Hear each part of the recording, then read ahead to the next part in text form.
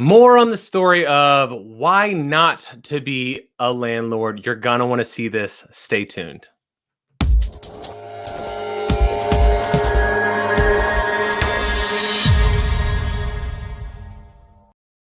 Well, we are back with Note School TV, just like we are every single Wednesday at 11:05 Central Time. So make sure you're joining us. If you're trying to figure out how to join us, the easiest way is to go to the YouTube channel and simply click the notification bell. It will notify you when we're going live. You'll even get a notification a little bit before we go live so that you know you can jump on. It gives you a chance to simply engage with us a little bit.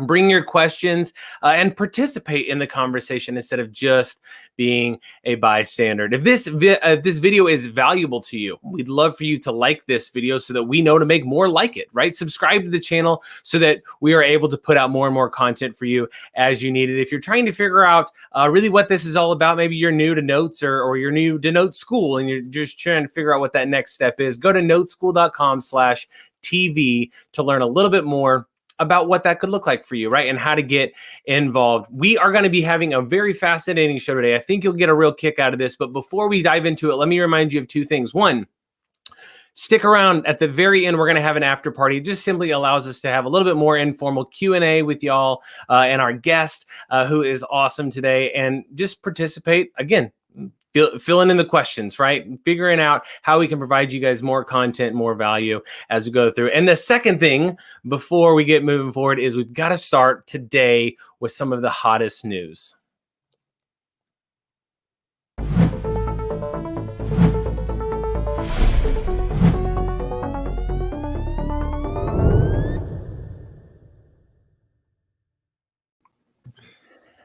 Eddie. Hey, how are you? I'm good. I heard we're going to bring in the big dogs for the hottest news because there's some pretty big stuff happening.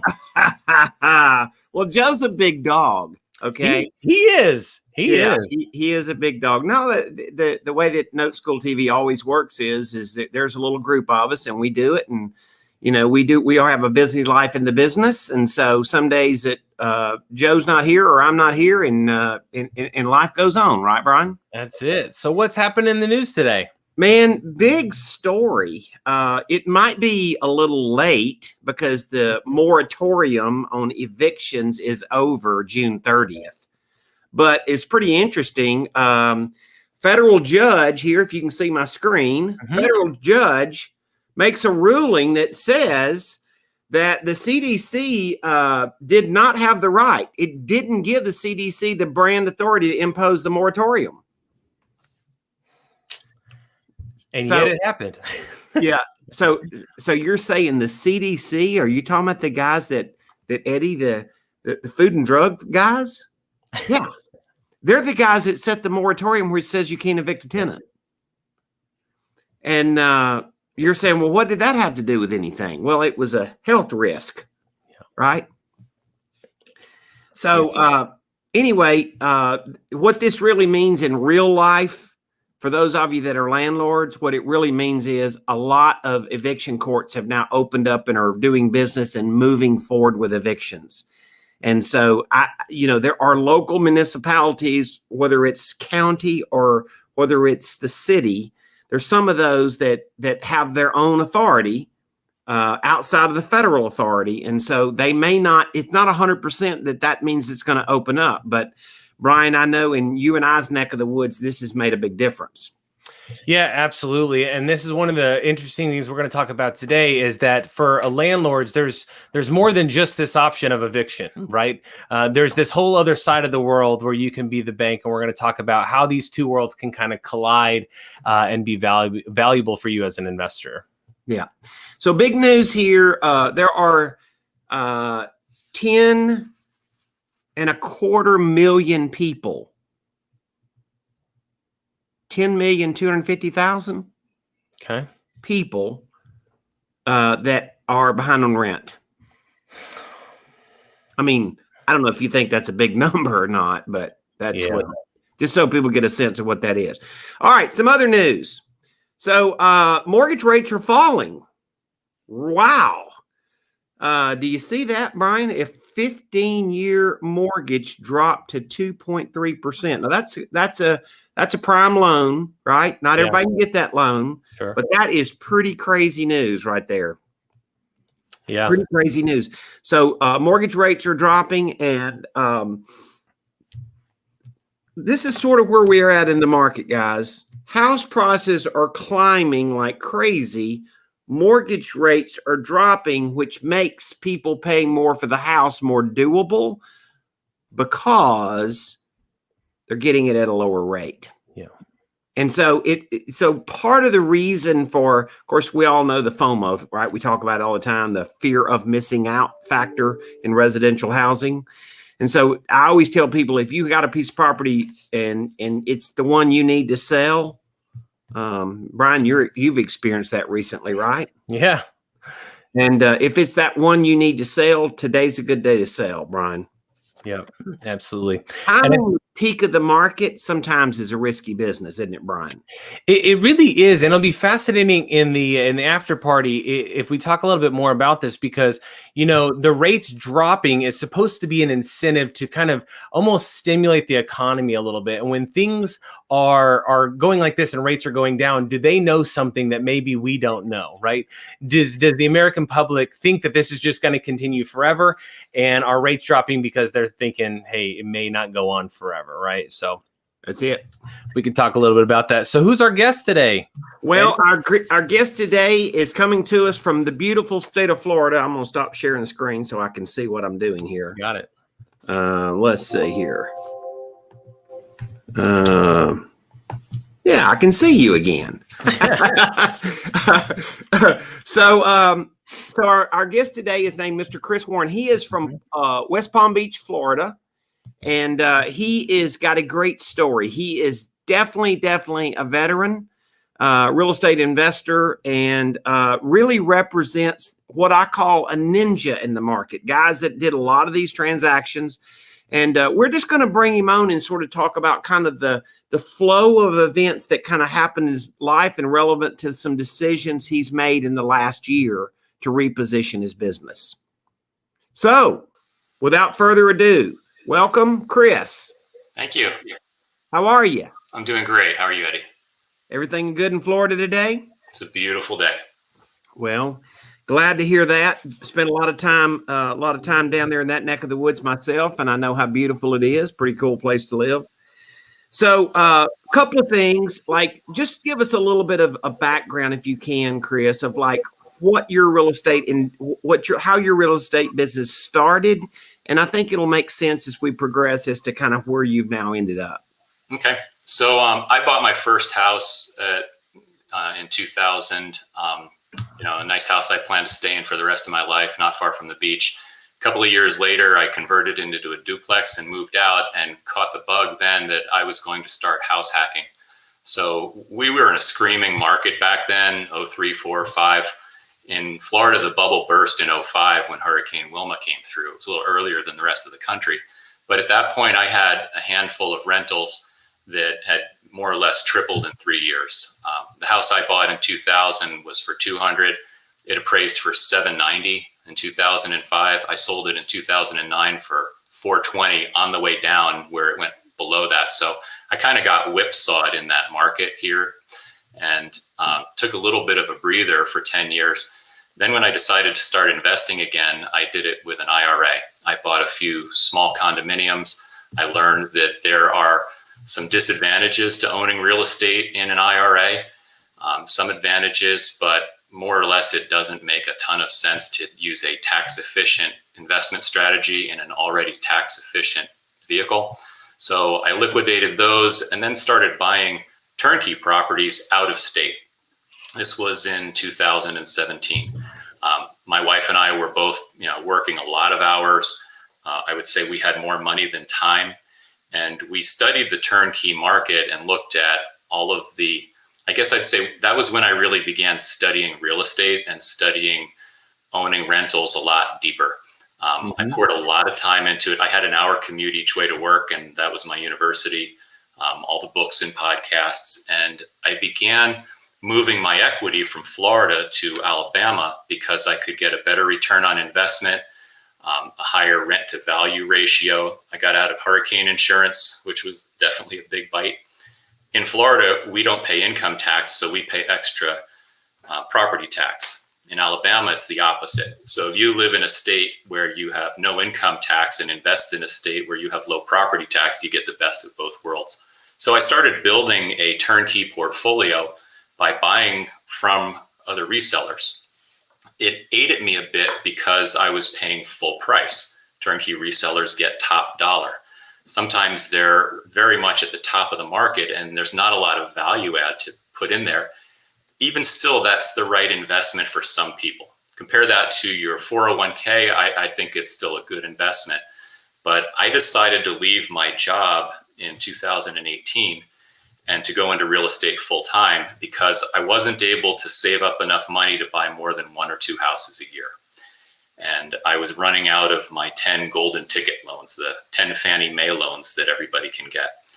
So I started a company in Birmingham while staying here in Florida. And I decided I'm going to create these turnkeys. I'm going to market directly to distressed sellers. I'm going to buy from wholesalers. I built a relationship with a general contractor who had rehabbed hundreds and hundreds of turnkeys for another provider. And in 2019, our first full year, we did a total of 20 properties. If you had met me in 2019, I would have said, I rehab turnkeys and I hold as many as I can, and I sell as few as I have to fund the operation. The whole purpose was to get retired or to get financially independent through rental properties that I had rehabbed. So I had all of my value add. I had some forced equity. I had good properties, good property managers. I built that network and I was somewhat happy with 2019, but I wasn't making a lot of cash flow. The rehab business is also very hard to manage. There's a lot of moving pieces with contractors and work and finding good deals. However, probably the biggest challenge is cash flow management. When you are timing the draws from the bank and you're timing the sales to the buyers, and there's a lot of those moving pieces, and then you're managing it from 800 miles away. And I love Alabama, but I don't really blend in there. I don't have the right accent. And I love the people there too, but I'm a Yankee when I go there, even though I live further south. But the bottom line is rehabbing is a very tricky business. And when I was trying to keep everything I could, the company was always running on fumes because every house I could, I'd hang on to. So in late 2020, I decided I'm going to stop rehabbing and start wholesaling instead.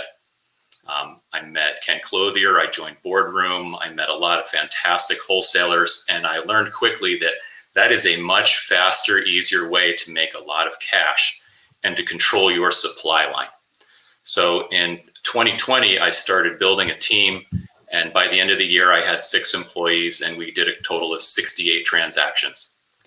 During 2020, we know what happened in March, and in June, I decided to stop accumulating rentals. At that point, I started meeting you in the summer of last year through several different podcasts and mentors. And I finally gave into the concept in October when I joined Note School that I haven't changed paths, I haven't changed destinations, but the rental properties were not performing the way I wanted them to. And it looked to me like all of the people that I had a ton of respect for were starting to convert their rentals into notes. And because I had this wholesale business up and running, I had a great way to originate notes where I'm buying with seller financing. We talk to distressed sellers all day long. So my shift came in October where I decided, okay, I'm going to continue to stabilize the wholesale business and take about 6 months to stick my toe into Note School, which to me was 5 or 10 hours a week of learning. And then in the spring, I would, go all in. So I now split my time 50-50 between building note portfolio and running the wholesale business. So that's where we are today. Great. That's quite a journey. So to clarify a couple of things, a turnkey house, for those of you that don't know what that is generally where a real estate, and I would call them a promoter, they have bought a house, fixed it up, loaded it with a tenant, and management is in place. And so turnkeys became very, very, very effective after the 2008 crisis. In fact, Chris, you got to know some of the very operators that I know really, really well, right? And they really grew their business exponentially. The reason is because houses would cash flow so well. In other words, the price that you paid for a house left, compared to its rentable value, it was, call it, too cheap, right? And so the turnkey model, and there were millions, like seriously millions of houses that went into that category. And that really had never happened. It certainly had never happened prior to 2008 to any measurable degree. But what's happened now is that real estate values have gone up, up, up, up, up, and rents haven't matched that. And so now all of a sudden we start seeing rentals that the math doesn't work. Well, there's a reason why, right? The price of the house has gone up. The rental hasn't gone up and matched that percentage. And so once again, we find ourselves in, Chris, what I call now more of a note cycle than we are a rental cycle. Is that what you experienced? Exactly. I can tell you that 5 years ago, I could buy a house, pay full retail because I'm too busy to find it myself, pay $80,000 and rent it for $900. And that'll cash flow. Now that same house will rent for $950, but it'll cost $110. Eddie, I actually showed you one of my rentals that I owned a couple of weeks ago. Yep. I had bought it for 43, put 15 in, and I wanted to owner finance it. And I mentioned to you, I have a buyer who pay 80. And you said, what? That's crazy. Grab that. And I did. Yeah. It just resold for 115. And it still rents for $800 a month. So it's like you always say, you say the fools are out. 4 years ago, it wasn't foolish. If you're a doctor or a lawyer, you're working 80 hours a week and you're looking at the stock market saying, hey, it's gone up a long time, let's diversify. As long as the math works, it's fine. But what I've learned is the danger is when you get that pro forma, that 1 year snapshot projection of the first year of ownership. I stopped using those even when I would sell those houses because they may work the first year, but I try to go out and model 20 or 30 years. I actually built a table because if you've got a 4-year-old air conditioner, you better plan on replacing it in 10 or 11 years. And if you have, your tenants are in there, everybody says, oh, put 5% aside for vacancy. No, plan on a vacancy every 2 or 3 years and a $4,000 turnover and a new listing fee to your property manager, and then a brand new tenant you don't know and you're praying pays. And when you keep modeling out each successive year and you build in the major expenses and the major repairs, if you're investing for cash flow to live on, you better be very, very careful. Appreciation is icing when you get it.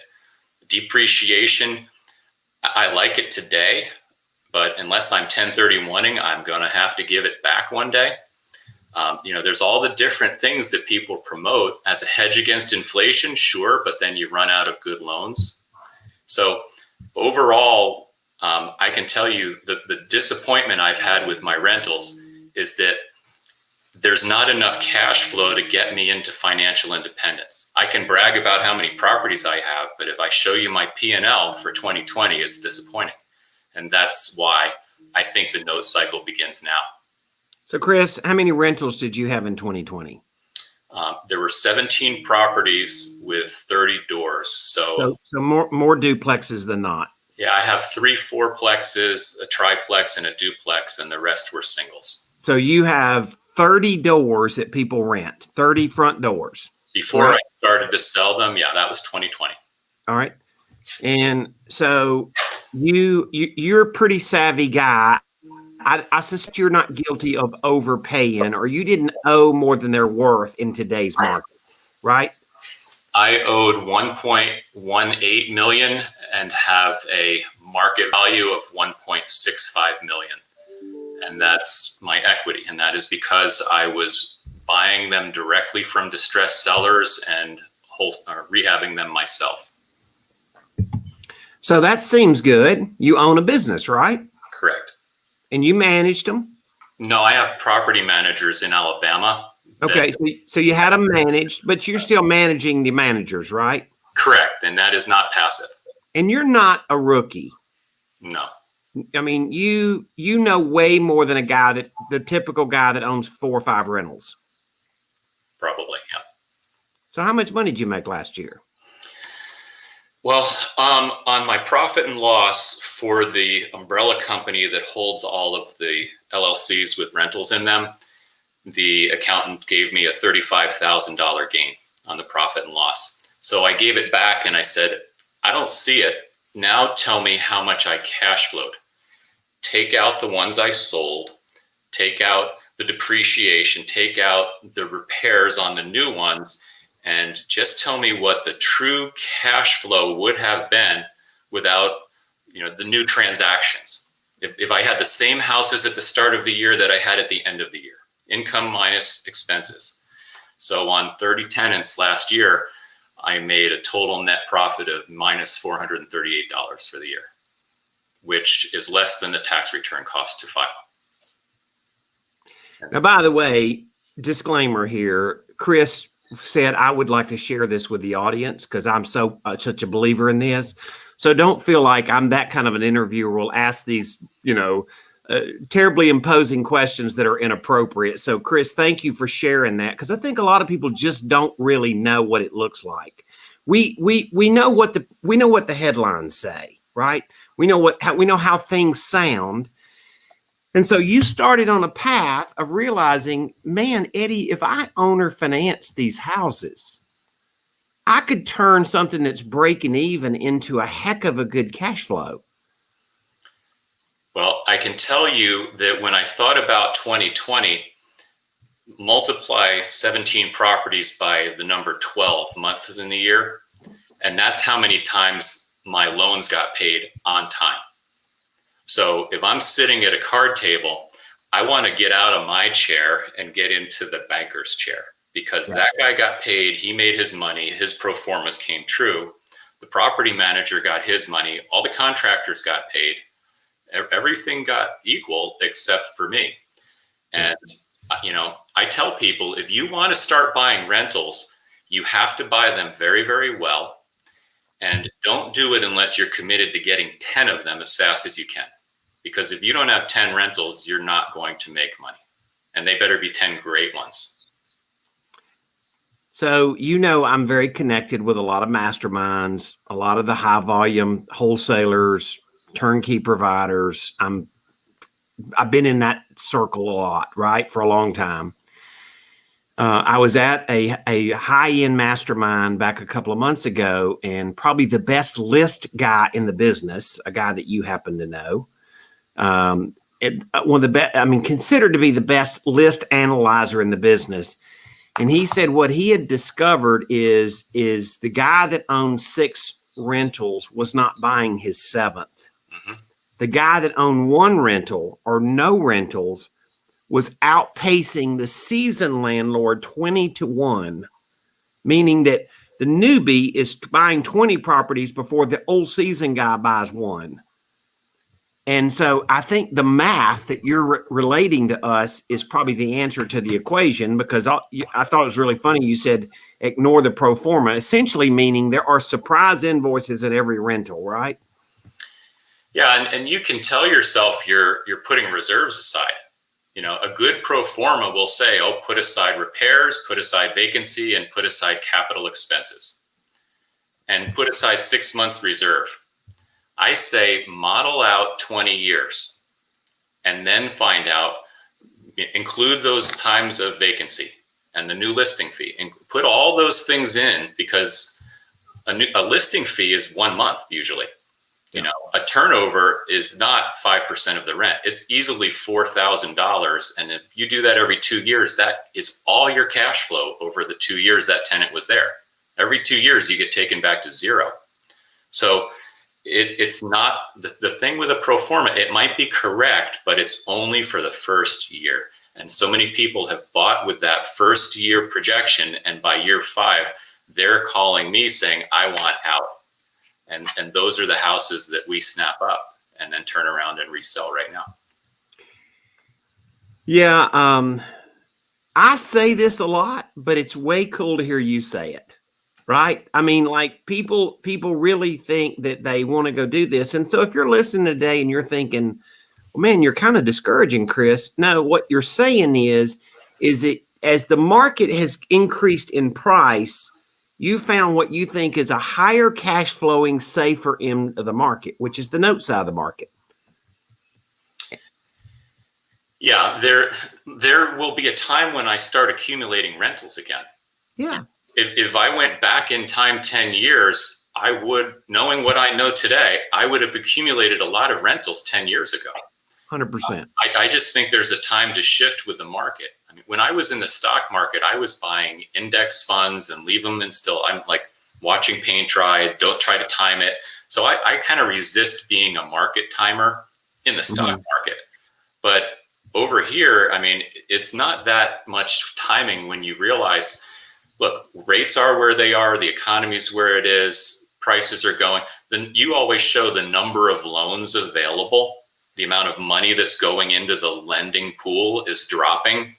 Yeah. So there's so much more opportunity. Let's say this, I don't think that owning rentals is bad if you go in knowing what's your 20-year projection. I think that notes is far better and far more passive, because even with property managers, you do not check out. You read those statements, you push back on those bills, you question why they're doing things. You have to push them to get the renewals done. Everything has to be driven, and it takes a lot of attention. I'm a project manager, certified PMP, so I'm used to spinning a lot of plates at once, and I run my property managers hard. So I can tell you the idea, rental properties are not passive income.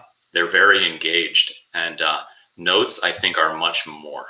Maybe not entirely, not like buying 10-year treasuries, but they're much, much less.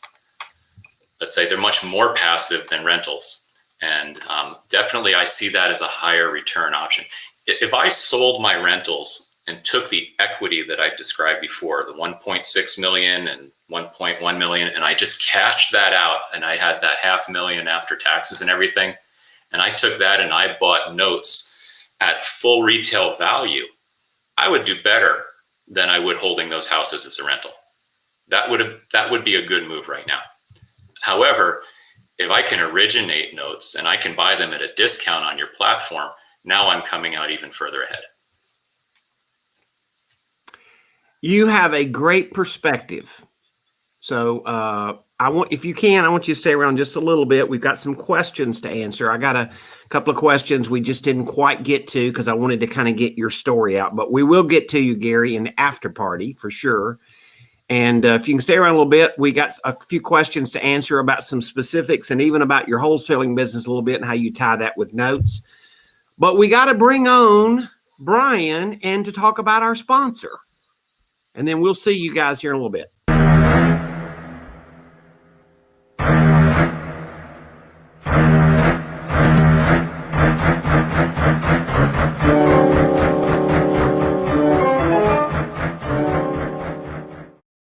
Well, like you said, I'm back, and we are going to talk about our sponsor, which is Notes Direct and the Feeding Frenzy Friday. Each week, we have a YouTube playlist where each week we take a note off of Notes Direct.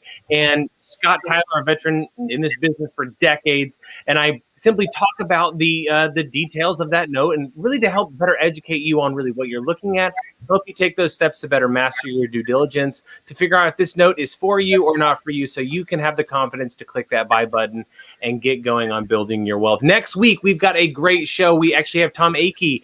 He's going to come in and talk about his investing journey, and I think you'll be able to relate to a lot of the things that happened to him as well, and really why really this business has been able to help him so much. As always, just a quick reminder, I'll try to remind you at the end as well. We're live, so make sure you're jumping on, right? This isn't just TV. You're not just watching. Go to the comment section, say hello, ask your question, right? Every single Wednesday at 11:05 Central Time, we come on live. So make sure you're clicking that bell notification to be notified that we're going live, so that on your phone, on your device, you'll get notified and we'll move forward from there, all right? If you're somebody who needs help right away, this is something you say, oh, I relate with this. I need more information on this. I'll give you two options. You can go to noteschool.com/TV to learn a little bit more, or if it's just that urgent, go to noteschool.com directly and simply click on the Contact Us tab to reach out, and we'll get back with you immediately. Before we jump into the after party, let me just thank everybody for coming today. It's always nice to have a large audience on. If you can't stick around, we'll see you next week. If you can, we'll see you on the other side.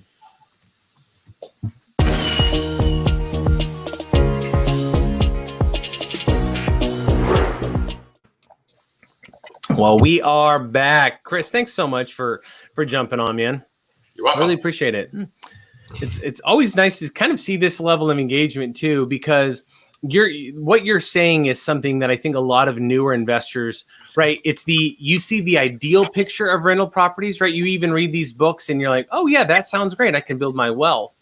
And one of the things Eddie's always talked about to me is this HGTV buyer, this person who's kind of entered the game in the last 10 years.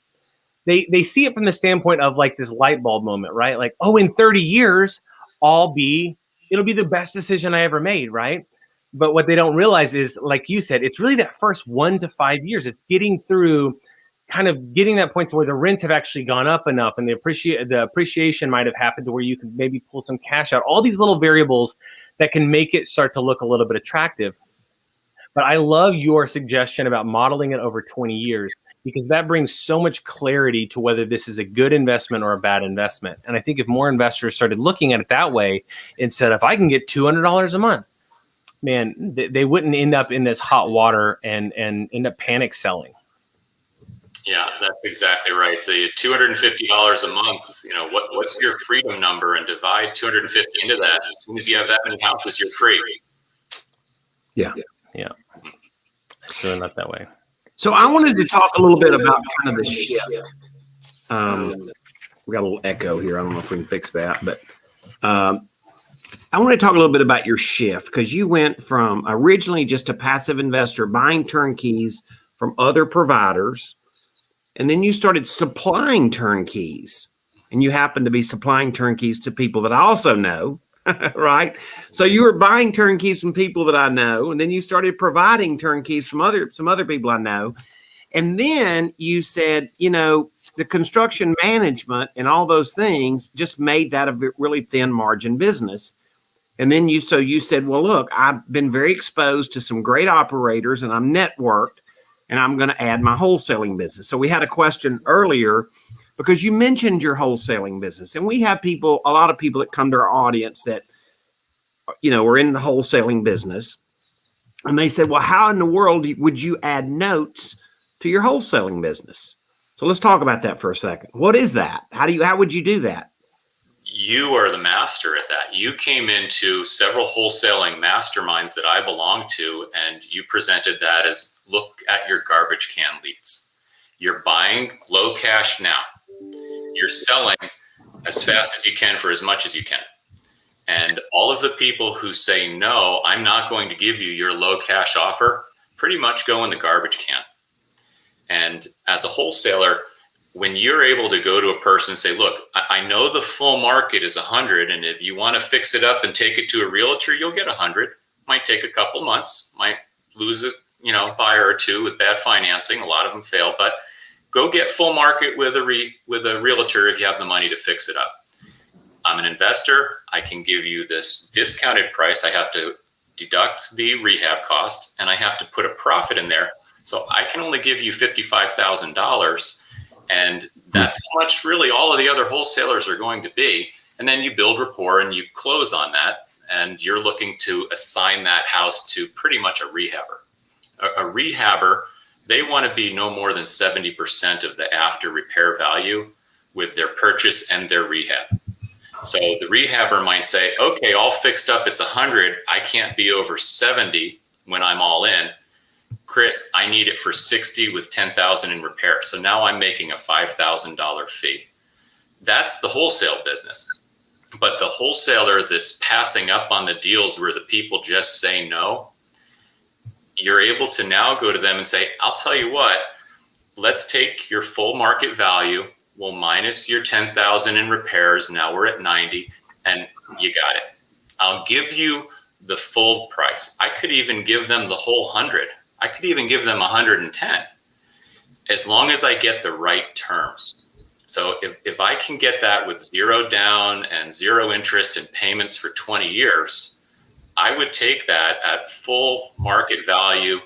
I don't want to overpay, but I know that when I turn around and sell that house, I will be able to sell it for more than I paid. I won't be upside down between buyer and seller, but I will have arbitrage. I will have spread. I will have a bigger down payment in than out. That's cash now. That keeps my acquisitions people paid and my operating expenses paid. I will have a higher monthly payment in than my monthly payment out. That's cash flow. And then when the day comes that they want to refinance the house or they want to sell the house, I'll have a lump sum come in if it occurs. If it doesn't, I also have the option of selling off that note at some point in time. So there's, in the wholesale business, it's just quick, small deals. You know, I also wholetail, which is buying a nicer owner-occupant ready house, get it cheap and put it on the MLS and sell it for more, maybe wipe it down, maybe not, do minimal work. And that's very lucrative, but it's very, very difficult. I mean, I spend a lot of money in marketing and talk to a lot of people every month. My acquisition people go through a lot of leads to get one out of several hundred that turns into a good hit. But it's still that one-time cash transactional thinking. It's not that passive income. It's not the arbitrage, and it's high tax. You know, it's transactional tax. It's not, you know, slow long-term capital gains. So there's a lot of different variables. I left a high-paying job to accelerate my path towards financial independence. I didn't leave it to replace it with another high-paying job where I no longer have all the benefits I used to have. So just being a wholesaler or just being a rehabber is just a transactional job. I'm really all about building the portfolio for the cash flow for the income. So that's why the switch over to notes now. At this height in the market, these elevated prices, it's the perfect time to grow your muscle to learn how to buy with good terms. Because when we come down the next slope and there's more sellers than buyers, that's when the person who has muscles developed for how to buy with great terms is going to be in the perfect position.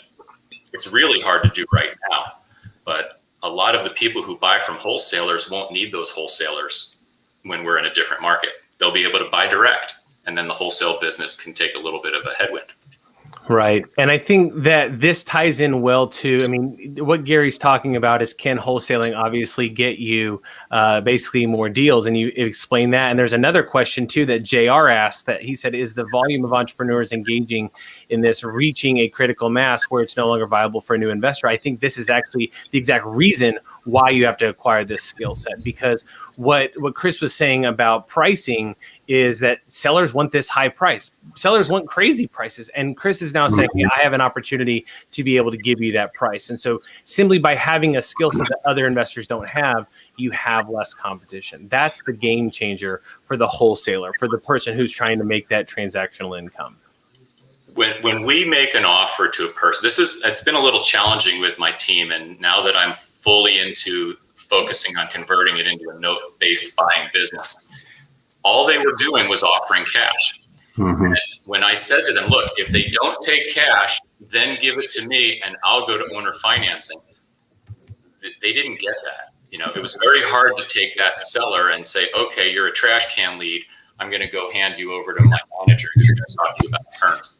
Yeah. The change we just made is we no longer present only cash offers. Like all the other wholesalers, they're one-trick ponies. The change we made is you now have three options, sir. Here's our cash number, and we've explained it.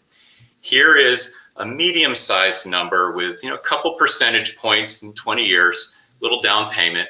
And here is your full price, 5% more than you asked for even, but with nothing down and equal payments over 20 years. If any one of these were to appeal to you more than the other, which would it be? And in offering like that, we are actually creating more cash transactions because it creates more dialogue. None of the other wholesalers offered that. We're also now getting seller finance notes leads started where before we didn't. So now I'm talking to people between option 2 and 3 and working through those. It takes several touches. It takes 5 or 6 conversations. But we're creating more of the notes leads. We're creating more of the cash deals. And we're standing ourselves apart from the rest of the fast cash close now bandit sign guys that only know how to do that. Yeah, that's what I saw when I made this. When I started speaking at a lot of these high volume real estate investor groups, I mean, they're smart guys, super smart guys, but I just saw it as they had a plan A and they didn't have a plan B. And if you could just still work plan A and then go do a terms deal. And of course, Chris, you're right. This is like, we don't know what we don't know until we learn it. You're a smart guy, but you didn't know all these little maneuvers until you got involved with us. And all of a sudden you're like, hey man, this is just common sense. Nothing's common sense until you have a base of knowledge, right? Then all of a sudden it's like, this makes sense or it doesn't make sense. So a couple of things I think are important. Gary had a question on there. He says, hey man, if I'm not a wholesaler, can I help other people? And yes, we have a technique that we teach a lot to show you how to go help wholesalers in your market. We call it the designated hitter. And we think it's a very lucrative program, underutilized in the market. So yes, Gary, there is a huge opportunity in doing that. The other thing is we have a lot of students, beginners, meaning that they don't have 20 rentals, to people that have hundreds of rentals that are kind of in our note school group, in our little, in our network, so to speak. And we're frequently asked, like, when do I note a property? When do I cash it? And Chris, you'd be the first to say, Eddie doesn't always say owner finance it. No, I've shown you deals asking how to owner finance, how to structure it. And you said, don't sell it. These are the numbers. The numbers don't lie, right, Chris? Right. This tells you what real numbers are. And so once again, when somebody kind of gets in our network and follows us, we start showing them real examples, like whiteboarding it out. Brian, you do a great job of that, as does Joe, and I try to be decent at it myself. And like just actually show people real numbers and how it works. And then all of a sudden you start developing a sense of, it's like you said, Chris, you can be promoted a piece of property, or you can learn to understand that the numbers of that property are down the road somewhere. They're going to be what they're going to be. And so when you learn to start doing that, and people say, well, that's a lot of trouble and stuff, but let me just tell you something, making wealth is sometimes worth a little bit of trouble, right? Yeah, and I'll tell you, it's a very hard process to go from changing something you've been doing for 20 years and you believe in. Mm-hmm. I believed I would retire on a rental portfolio. And in the last year to go through and change vehicles, it took some time to get on board with that. But I came to realize, Eddie, I really haven't changed the road I'm on, and I haven't changed the destination. It's only the vehicle that I'm traveling in, and it's only partly, and it's only for now. There will be, I don't see how I'll ever stop wanting to accumulate more notes, but now's not the time for me personally to accumulate a lot of rentals. I'd probably pick up 1 or 2 a year still, if they're the home run and the right market and the right price, and I can super depreciate it. And it's just very, very specific. But that's because, I spend $14,000 a month in postcards and texting, and I go through a lot of leads. Yeah. So I can find those 1 in a million houses. But if you're just buying full price rentals, this probably isn't the time that I would encourage that. I think that in 2008, you could do it, and maybe in a few more years you can do it. But right now, I think that I want to be really, really good at talking to sellers who are having a hard time selling their house because it's a buyer's market. I want to be ready for that and learn how to do that now. I remember when nobody could get a loan. Talk about downward pressure on prices. The banks locked their doors. I would love to have been able to buy a house and negotiate seller financing terms then. That would be like, we'd be running out into the streets if that came back. So in any type of shift from a buyer's market to a seller's market, the answer, Gary, is it's always time to get in. It's never too late. It's always too soon to wait. There's ways to play every market. And in this time, in this market where the prices are, where they may or may not go, whether they keep going up for 2 more years or they level off and then they go up some more, whatever it is, there's a way to play the market. And personally for me, I think that notes are consistent through any market. And that's why I want that to be my primary seal going forward.